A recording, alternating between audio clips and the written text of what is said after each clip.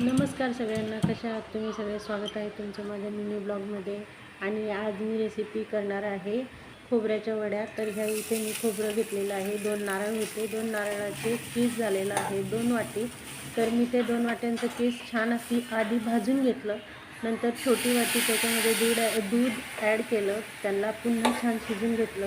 नंतर 2 वाटी खोबऱ्याच्या कीससाठी मला 1.5 वाटी साखर लागलेली आहे. तर तुम्ही कमी जास्त करू शकता, थोडं गोड कमी जास्त करू शकता. त्याच्यानंतर हे छान आपल्याला मिक्स करून छान आपल्याला ते भाजून घ्यायचं आहे. त्याच्यानंतर मी विलायची पावडर आणि जायफळ पावडर टाकलेली आहे.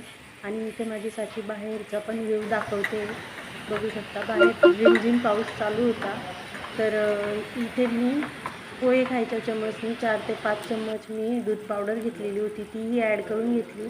त्याच्यानंतर छान असं 5 ते 10 मिनटं छान आपल्याला शिजून घ्यायचं आहे. आणि इथे मी ताटाला मस्त असं तूप लावून घेतलं, पसरून घेतलेलं आहे छानपैकी. त्याच्यानंतर आपल्याला एक वाटी घ्यायची, वाटीमध्ये गोळा करून बघायचा. तो हाताला चिपकत नाही तेव्हा कळतं की आपलं आता हे झालेलं आहे. तेव्हा आपल्याला ते काढून घ्यायचं आहे. ते सगळं बॅटर मी पसरून घेतलं ताटामध्ये, छान असं स्प्रेड केलं.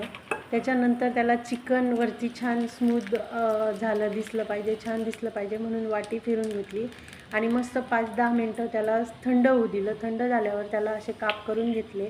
आणि हे काप केल्यानंतर मी एक चुकी केली होती, ते बारीक केलेलं नव्हतं. ते तुम्ही मिक्सरला लावून घेऊ शकता, कारण माझ्याकडे वेळ नव्हता म्हणून मी नाही केलं. तर असे झालेले होते छानपैकी.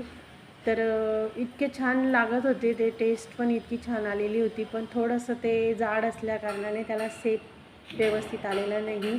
अशी झाली आपली बर्फी. व्हिडिओ आवडला असेल, रेसिपी आवडली असेल तर लाईक शेअर सबस्क्राईब नक्की करा. भेटूया पुढच्या व्हिडिओमध्ये. तोपर्यंत स्वस्त राहा. बाय.